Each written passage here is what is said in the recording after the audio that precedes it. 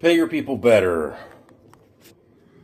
March 26th, 2026. It's been a month since I've got here. Oh, come on. I know you can do it. I've done it before. And just recently I was watching a video from Phil DeFranco, one of his episodes.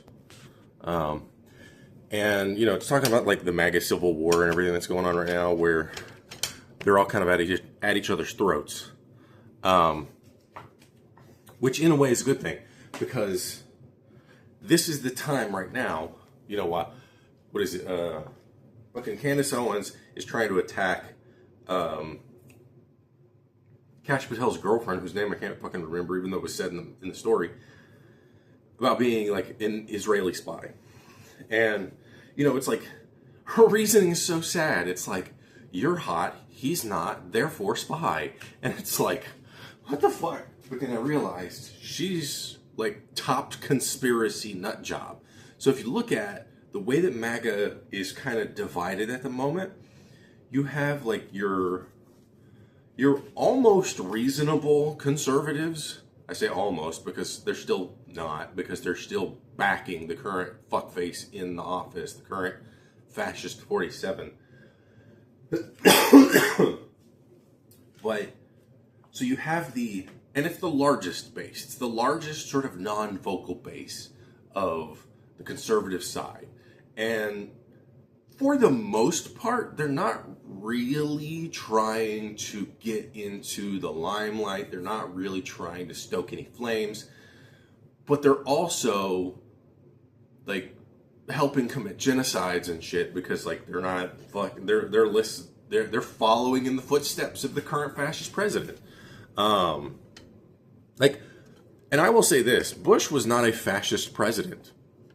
Like, he was a terrible president. He was dumb.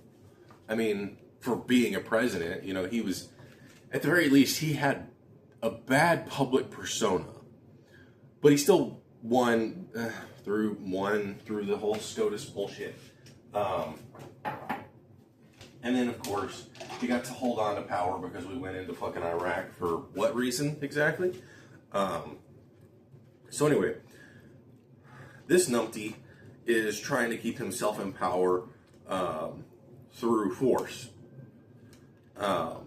against the people. That's what the SAVE Act is about. Because with the SAVE Act, it's going to force everybody and their fucking mom who wants to vote to have, 2 forms of ID. And if your name is different from, if your registered name or whatever is different from your birth certificate, essentially, then you're not going to be allowed to vote. So that's going to fuck over married women. But it's used as sort of like an anti-trans methodology, but, like, the married women thing isn't a problem either when it comes to the people who want to pass it. Because women aren't supposed to vote either in this crazy fucking world. Their men are, their husbands are supposed to do it.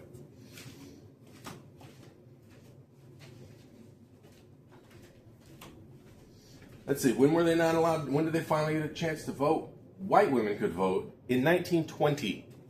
1920. All right. And then black women could vote in 1965.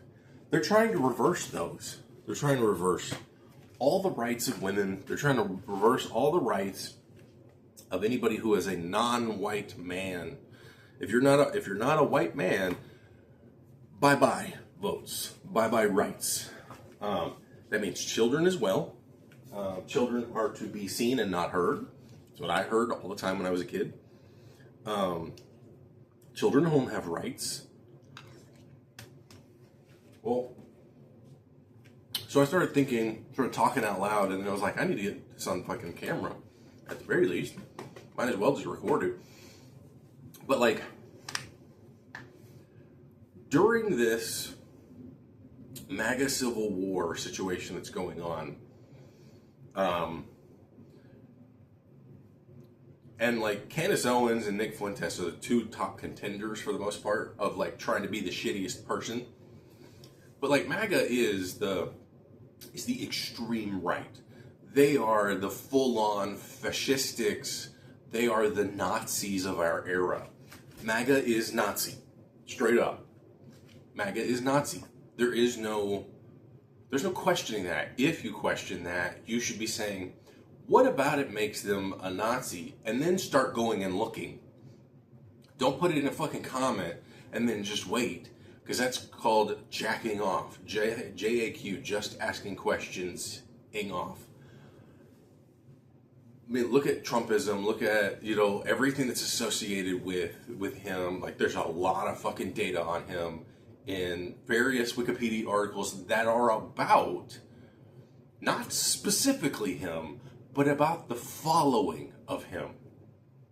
And like, yeah, we're still in the early stages of a full-on, like, blow-up of a Nazi America. Which, by the way, we had during the Nazi regime. And we straight up had a fucking Nazi rally at Madison Square Garden in 1939. Like, there were American Nazis, so there's no, like, it's no surprise we got them now, too. I'm gonna check see this water works. Barely. Fuck. Water pressure in here is still shit.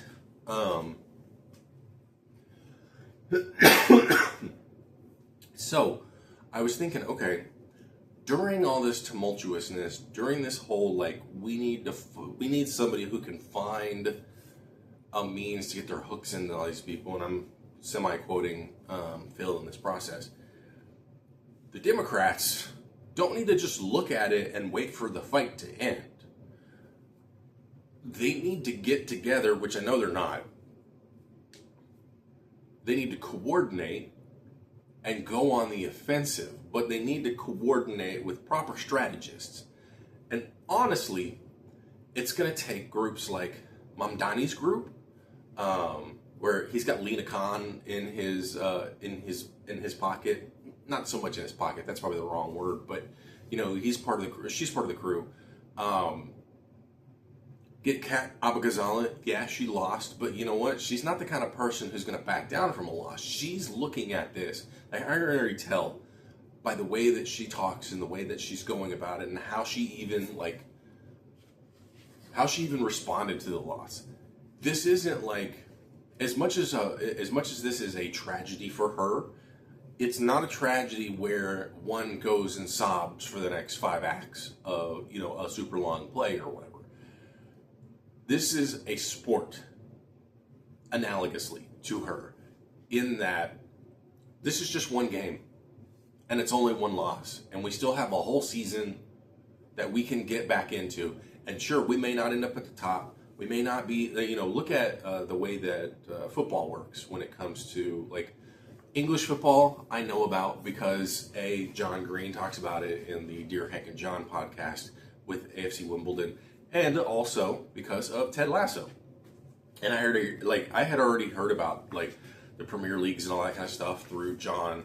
And then, like, Ted Lasso, just kind of reinforces it, puts it on screen, helps to establish it more so. And so it's like, okay, they have X number of games.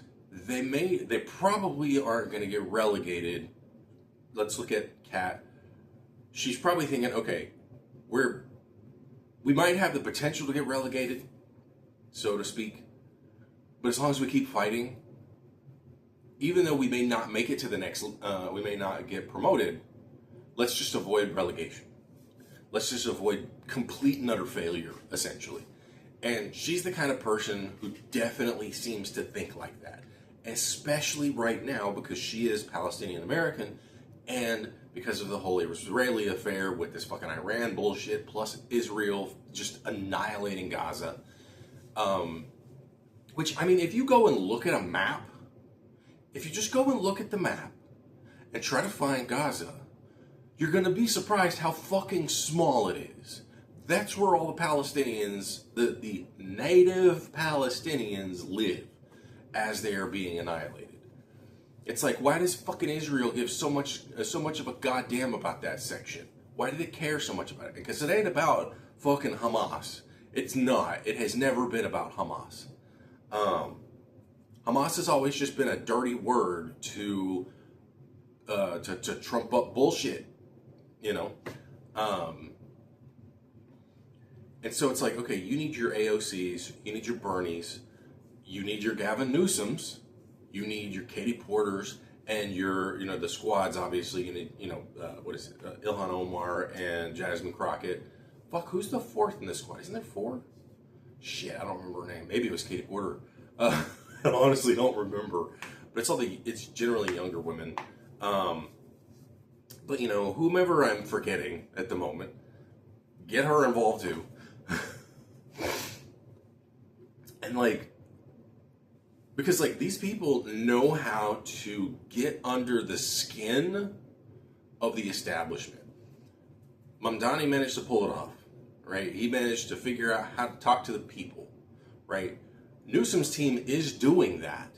Whether you like him as a potential presidential candidate, and he's probably going to be the 2028 presidential candidate if we get to that point. Like, because it's part of the problem with the way that this world is currently working, at least in America, is that we're in such a powder keg moment of life in this tumultuousness of our political society that you basically have to be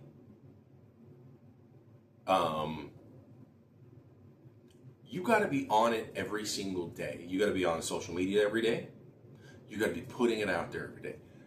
People talk about how we have switched to a vibes-based political system. It's always been like that, actually. Like, look at fucking when Kennedy and Nixon went on air for the first televised presidential debate. I had to learn about that in my media classes. That debate, because Kennedy was losing in the polls, and of course polls aren't votes, but at the time, for like until 2016, polls were basically equitable to votes. The best polling that had been around for as long as they had been were accurate to who was gonna win up until 2016. 2016 was like when the Patriots beat, I think it was the Falcons, in the Super Bowl. That Super Bowl was pretty much the last Super Bowl I ever cared to watch. And I only just so happened to watch it like 2 minutes before it was supposed to end. And I come in, and because I had already been like paying attention to some of the scores, I'd just look it up or whatever. I wasn't really watching the games anymore anyway. I would usually like go to a bar, buy some chicken wings and some beer and chill out and talk to people and whatever, and that was great. But that's not a thing that started happening after a while, especially once I moved here. Because once I moved to Los Angeles, it was too poor and all that kind of shit. But in that game, multiple records were broken. Because one of the most common records, one record that had never been broken, and this was sort of like, once that one broke, it was basically like carte blanche for the Patriots, just keep on breaking them.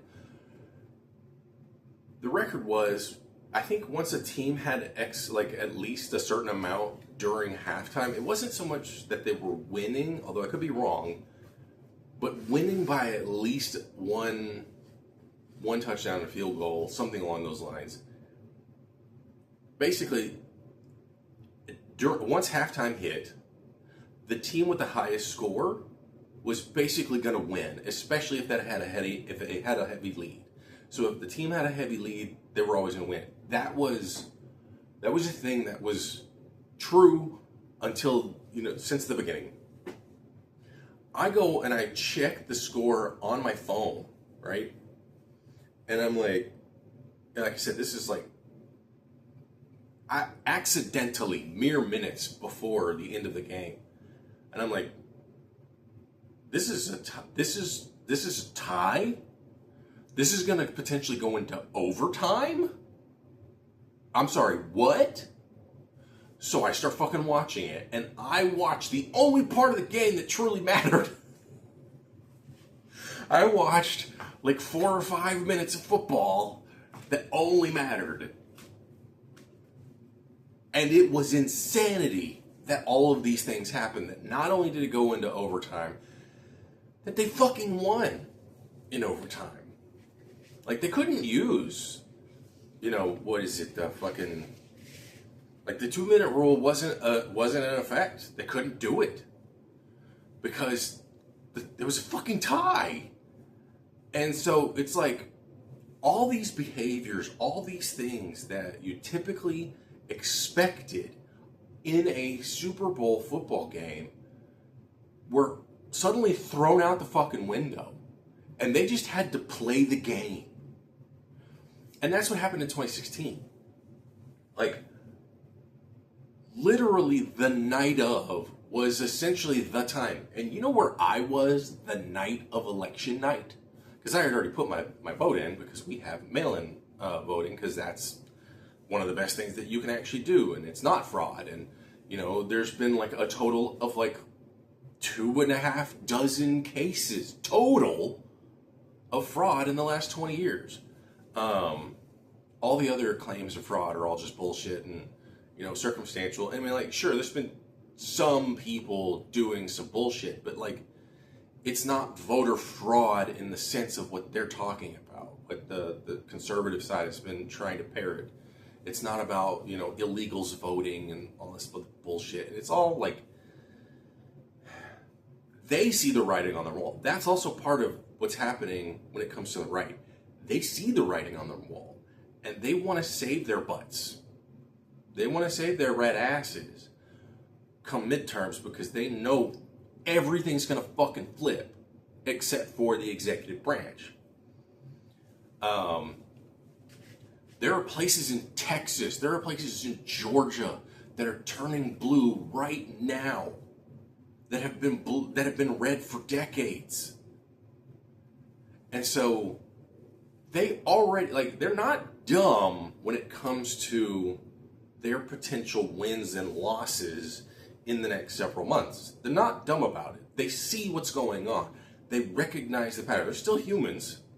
They still have human being pattern recognizing behaviors. This is one of the reasons why they want to get this whole bullshit.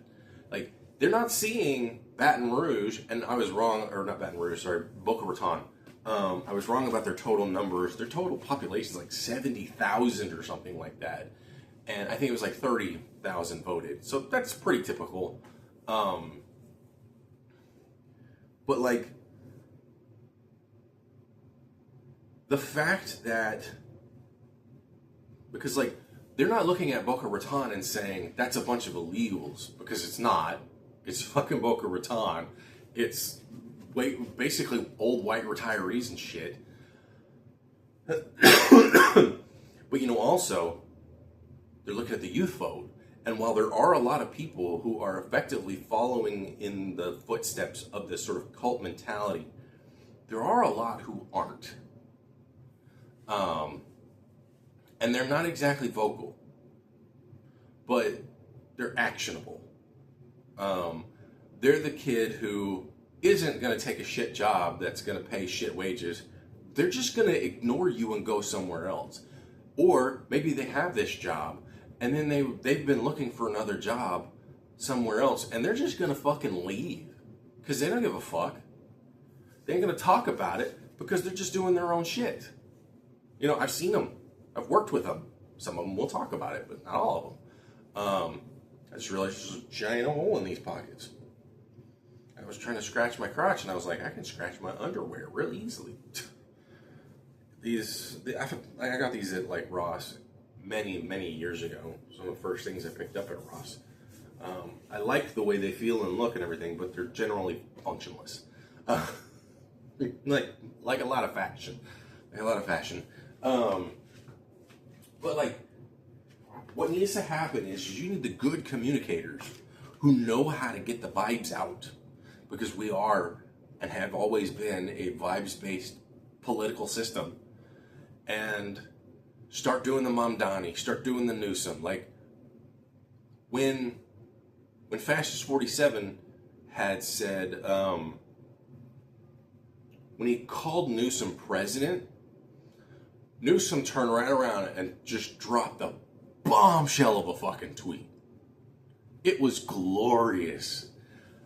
I don't remember everything that it was in it, but like he played it like he was, you know, fuckface 2.0 kind of thing. And it was like, I hereby declare that, you know, like, first and foremost, basically there would be corruption-oriented probes into everything that's been going on. That was like one of the first things he mentioned. And whatever his like Twitter situation is, as far as I'm aware, he does not have he does not his team, because it's never really him. It's he and his team, which is fine. That's normal when it comes to being a politician. You're never going to be by yourself. Otherwise, you're probably never going to win. That's part of the reason why you have to raise money, is so you can have a team.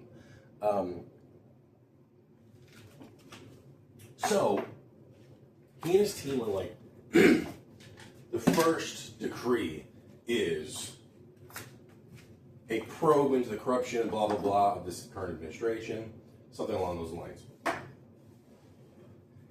And then he's like, okay, next thing. He's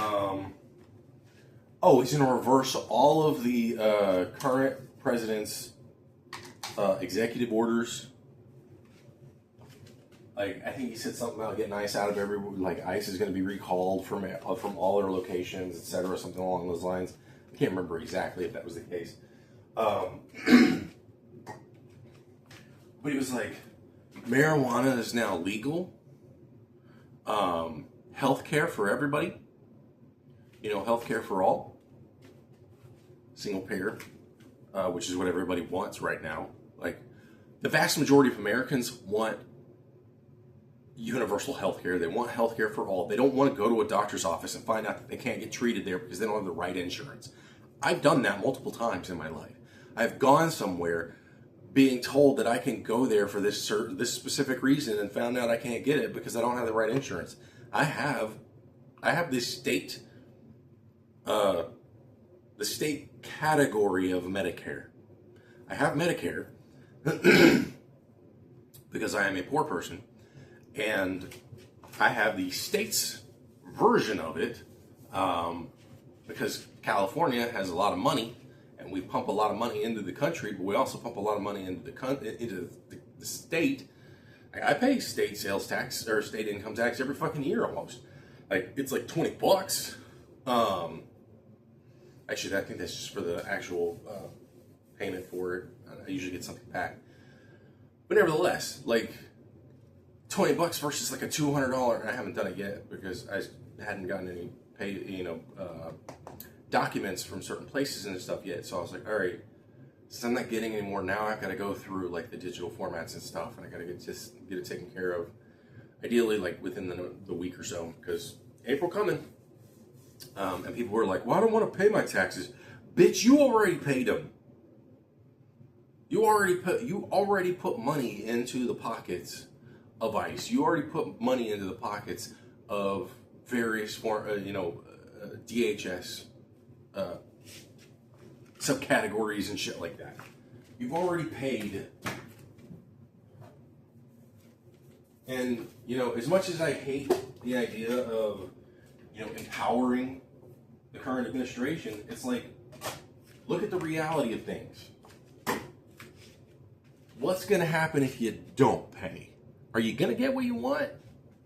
Or are you going to get something else that maybe you don't want? This might be my last cup of coffee. Yeah, I can hang on for another.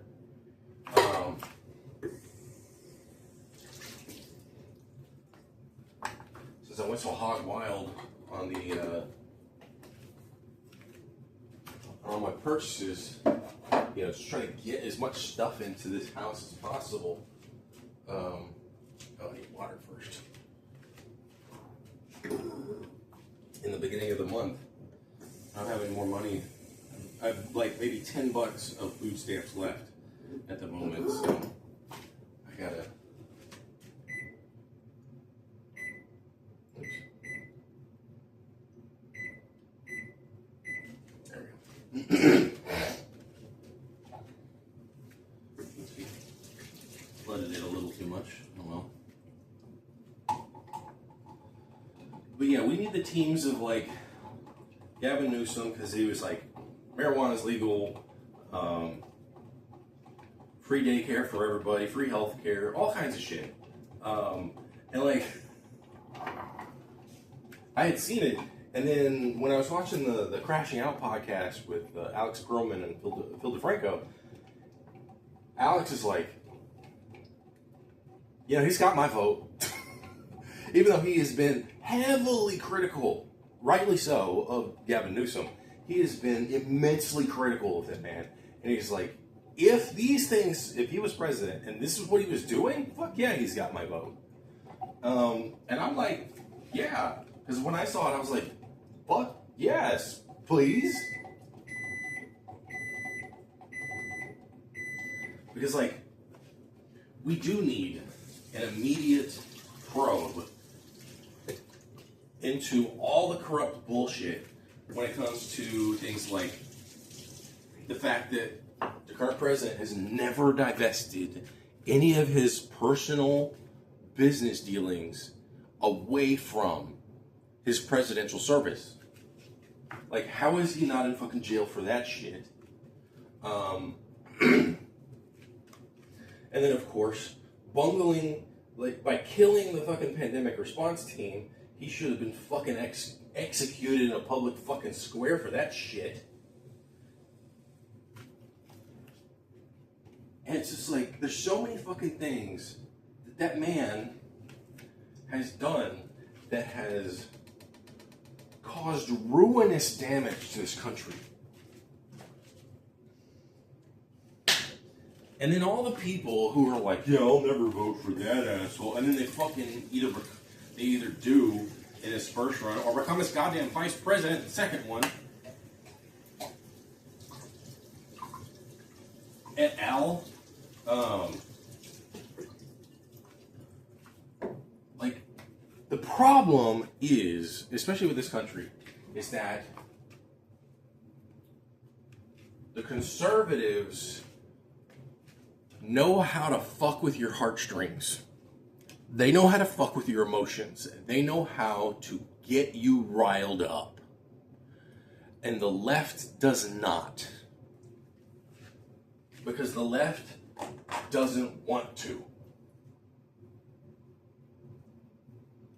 The left wants to be as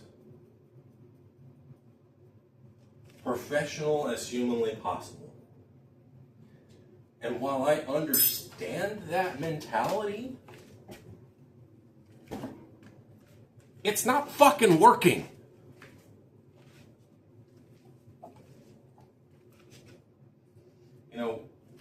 Back during the Obama era, when everything kept getting thrown at him, including the birth certificate bullshit started by who else? The current fucking president. That should have been disqualifying. Somehow, so many fucking things weren't disqualifying. What was it? Howard Dean, I think was his name, when he was like, we're gonna, yeah! And that somehow fucked the vibes up enough to where he never got he basically got primaried or whatever the situation was, and he never ended up being on the ticket. But he was a pretty good contender for a while, and then now nobody gives a fuck about him. Nobody cares about him. And the only thing they think about is him going, yeah! Got memed to death, and then so too did his career. It died. And yet, somehow, this shithead, who has been a shithead for as long as he's been in the public eye, which has been basically the last 50 years, somehow he is immune to this. That is indicative of something. It's indicative of the fact that we still haven't changed, that we still haven't grown, that we still aren't past certain things. I was talking to my therapist yesterday, and he unwisely started trying to throw out these like hard right ideas. And at one point he was like, this isn't really how I think. I'm just, like, this is me just entertaining these. And I'm like, look, you can't do that with me. Like, that is not acceptable. Because if you want to entertain it, let me know first. Because otherwise I'm going to think you're thinking this way and I'm going to cut you off. I'm going to and he's just like, you're not letting me finish my thoughts and stuff. And I'm like, I know I'm not. I don't want you to. I've thought these thoughts that you're saying. I've been the manosphere douchebag. I've been an incel back before the word even was a thing. Which, by the way, just because we have a new word for something doesn't mean it didn't exist in the first place. Gravity existed before humans existed. Then we came up with the word so that we could communicate the idea to everybody. That doesn't mean gravity suddenly just became into existence. Again, this isn't magical fucking thinking. But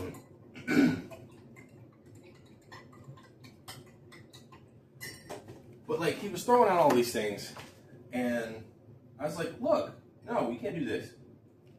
And I don't remember why I brought it up. Fuck. I was on a roll this whole time until now. Oh, man. But like, I mean, it's about vibes, it's about getting people riled up and stuff. And, if you can get, I was talking about the Obamas, and I was talking about the birther movement and all that shit, and the fact that he should have been disqualified so many times. And it's just like, this is kind of why. I was talking to him, and I was like, he started talking about things, and this has been something that I've heard people talk about in the past, where, myself included, it's like, look at the history of humanity. Look at what men were supposed to do. Look at what women were supposed to do, which, by the way, is social Darwinism. It's pseudoscience, and it's not inherently correct. There's a lot of caveats when it comes to that kind of shit.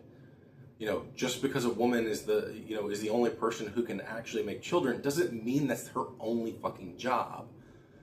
But there are men out there who think that because they are the only one who can do it, they're in control, and then basically you have to like rein them in and some shit. I don't fucking know, man. And I don't remember most of my thinking. It's just usually when it starts coming back at me in new ways, I'm like, oh, okay, I remember thinking like that. But I was like, we can't think about when farms were the biggest thing, when farms were the most like, that was where our economic basis was. We can't do that anymore. We have to think post-industrial revolution. We really have to think basically post-World War II. And the reason why we have to basically think post-World War II, and I went and looked it up, and I was like, fuckhead in the office was born in 1946. He didn't live in a pre-World War II era. He lived in a post-World War II era. He was a baby boomer. And, it's like, he lived not only in an era of prosperity, but in a family of prosperity. A family who was very Nazi-esque. I mean, they were not Nazi-esque, they were Nazis. And he has perpetuated much of the Nazism that his family had. When it deals with being racist towards black people, especially, look at the Central Park 5, for instance. The biggest instance, because he's not changing. Oh, sure, he dumped some money in an what was it? I can't remember what the initialism is. But it's basically like a black college. I can't remember what they're called. I want to say it's like HBAC, but I don't know. I don't have the internet because I turned it off when I'm recording this. But my point is like, Like, I literally talked to an older black man at the shelter, and he was like, and he even pronounced her name wrong, as they always do, Kamala. And I'm just like, her name's Kamala, not Kamala. And they're like, why does it fucking matter? Well, why does it matter if I call you whatever the fuck I want to call you and not your actual fucking name? You know, why is it we talk about him with his last name, and we talk about the previous president with his last name, and we talk about the previous president before the current, fuck 485 by his last name, and so on and so on and so on? Why do we always talk about all these white men by their last names, or even the black men by their last names? But this specific presidential nominee is being talked about with her first name.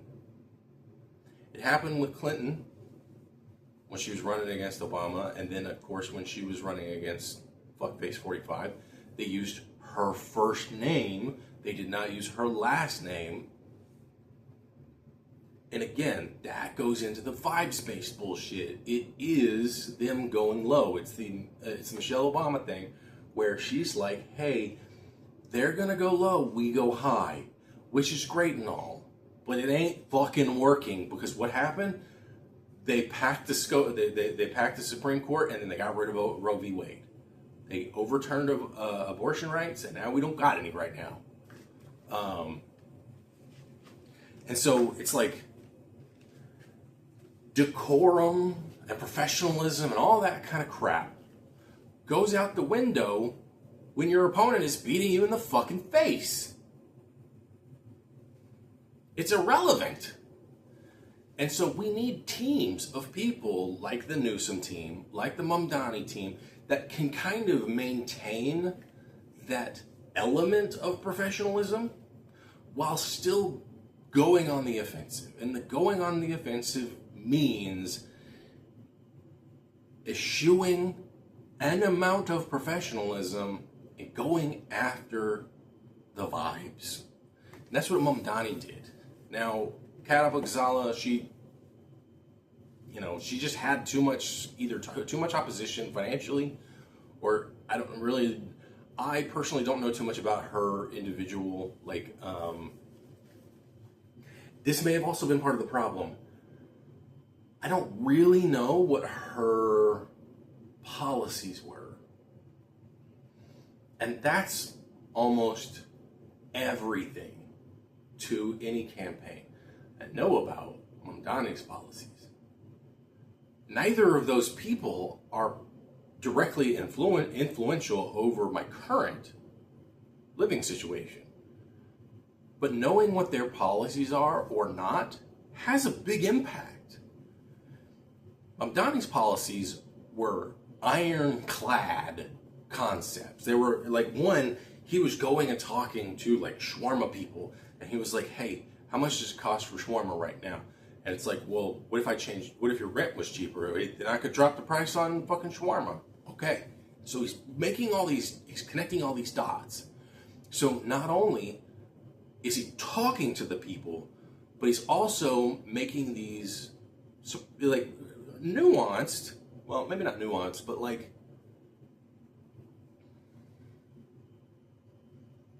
they're almost subtle in a way. These subtle connections between his various policies.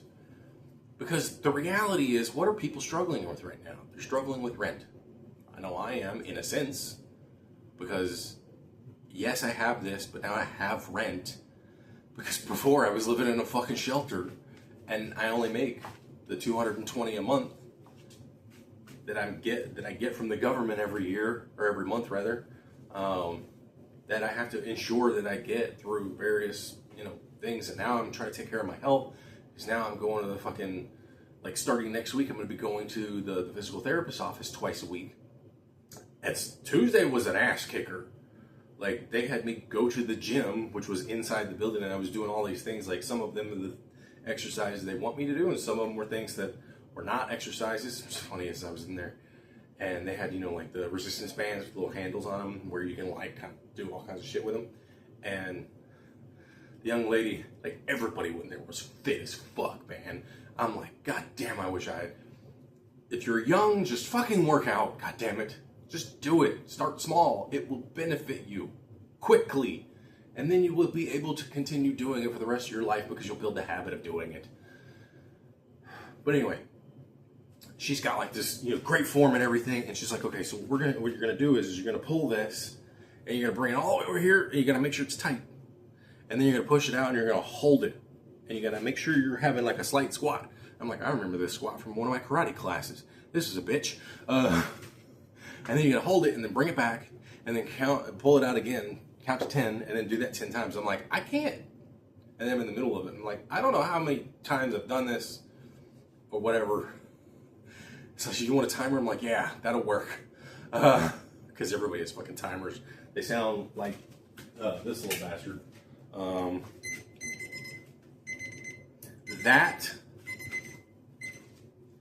That sound is going off in that office easily 6-7 times a minute. And then like, because it doesn't necessarily stop immediately and it goes and goes, you know, it's like this one happens, then another one happens, then another one happens, and then they get shut off, and then there's like a little break, and then it happens again. It's great, but not really. Whatever.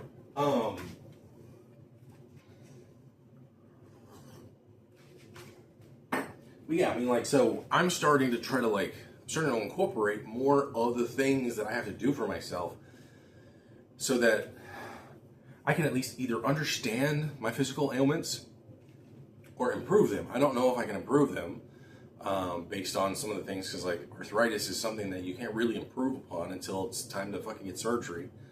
And so, you know, it's like, and this, even though my shoulder is not what we're working on and it does bug the shit out of me, I still have general overall function on it. The hip, on the other hand, is much more impactful overall. It impacts my sitting, it impacts my standing. I don't generally have any problem sleeping with it, but it impacts walking. And so it has an impact on all of the other day. Like right now, I kind of have like this weird sort of, I'm pretty sure it's the sciatic nerve causing me some issues right now because it's shooting all the way down my foot. It's not a hard shot. It's not a fast shot, but it's kind of like almost a pulsing. And so I got to deal with that. And so right now, like, working isn't something I'm thinking of fucking doing. And so I'm trying to make sure that I don't work right now, because that would only exacerbate my medical issues, not improve them. And then I've got to be able to pick up the necessary tools and then start using them so that I can keep this place clean. Because already, like, this place is fucking dusty. Like, this is a dusty motherfucker. And, like, if I get a small splash of water on the floor, it's basically going to create a tiny little dust spot that I'm going to need, you know, I'm going to have to mop it up at some point. So I got a broom that I want. I want one of those, like, bristle, they're called corn mops. The old school mops, because those things I know I'm not really going to have too many problems with. And like, just my brain seems to like those better than the weird plasticky ones. I can get one of those for like $8-10, and then I can get a mop that has like a cotton head on it or whatever. And the one that I've got in my Amazon cart right now, it's like one of those, like, those pull up and twists. People really love it. It's like $15. So I'm like, all right, cool. I've already got a bucket that I use for my feet specifically, although I've only used it once, but I've realized I haven't needed to use it as often as I had hoped, but it's still there for that. And so I can use it for fucking mopping the floor too. I don't give a fuck. Just gotta wash it out, which I do anyway. So, and you know, that's just like the general maintenance of the floor. And then, you know, trying to figure that out, all this crap, and it's just like, I've got cardboard boxes that I'm using as trash cans, because I don't have any trash cans or trash bags other than that one, which I emptied yesterday, but I emptied it into one of the cardboard boxes. And so it's like, I'm thinking about all this stuff. I'm not thinking about a fucking job right now. I'll tell you this. If I was fortunate enough, and I know I'm not gonna, but if I was fortunate enough to get Social Security disability, that's like $1,600 a month, something like that. Now, they would raise my rent if I did that, but they won't raise my rent to the point where I don't have any money. But they would still raise my rent. I would still have enough money. Like, I could even probably talk to the property manager about it. I would probably still have enough money where I wouldn't have to worry about anything ever again. I wouldn't have to worrying about a job would be irrelevant. I would be, because with Social Security, you can still get food stamps. As far as I'm aware, maybe not. But I believe that because what they call the IRT, the income requirement, something or other, I don't remember what the fuck it's called. Basically, it's your limit. It's the upper limit of your income. Well, as far as I'm aware, Social Security pays less than that, or just about to right in that area, which is, I think, something that California has decided to do so that they don't fuck over people who are getting Social Security and prevent them from getting food.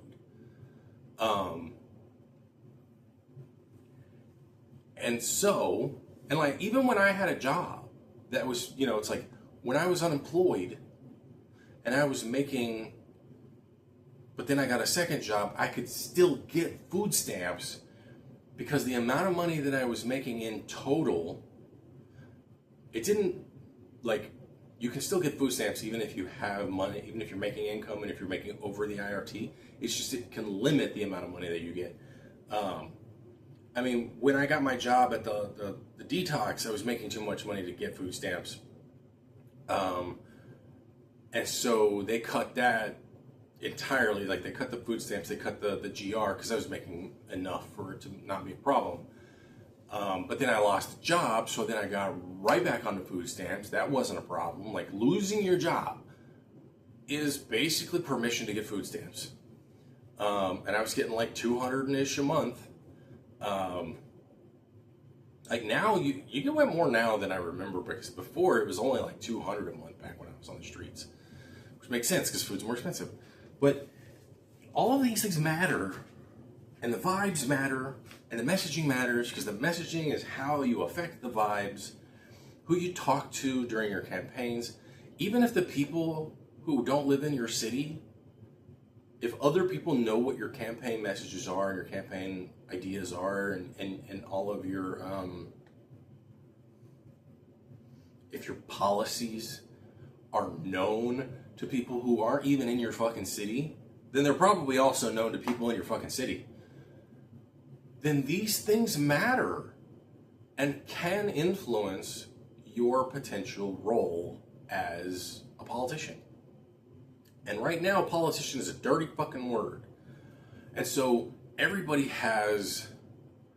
who wants to change things and make it better has to understand that, and they already do, generally. Anybody who runs for office already understands that politician is a dirty word, but they're still gonna push forward. They're gonna try to push through that barrier and try to make something good happen.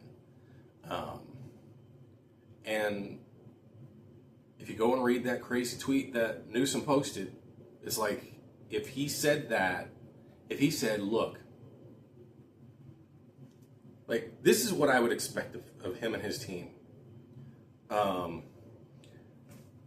Around the time of the primaries, before the primaries are necessary for the presidential run, but like basically after the midterms is when the next presidential election starts. That's how our country is running right now. Especially if Democrats manage to crush in the midterms. If we avoid having ICE fucking positioned at polling places and shit, and they're not going to be positioned here. It's not happening. They're going to be positioned in swing states, and they're going to be positioned in swing counties, and they're going to be positioned in places that already have a lot of voter suppression, but largely they're going to be in places where they expect to have an influence And they're going to be positioned at polling locations where, because all this data is available, where people are most likely to vote Democrat, because they're going to try to fucking intimidate them with this goddamn ICE thugs. And so it's going to be in your Ohio's and your Pennsylvania's and Nevada's and your Arizona's and your Florida's and your Georgia's. And Georgia had a bit of a loss recently, I think. I can't remember which one it was. Fuck. But like, in your Minnesota's, there's only like 12 states that they care about. California is going to run Democrat. Even if more people in California voted for this asshole, then some states have entire populations. In fact, more people in Los Angeles County voted for that asshole than like 5 or 10 states have that just voted at all. Like the 5, I think it's 5, maybe 6 states, each of their individual total voting populace that actually voted, not the people who could vote, but the actual voter numbers are less, the total numbers. In the last presidential election, fewer people voted in those states in total than just in Los Angeles County voted for the asshole in office. So many people are in LA. How many people are in California? And so, but you know what? Those people still do it. Those people still fucking vote. So obviously voting matters, which I think is going to be the name of the title of the video. And I think at this point I'm done. So have fun.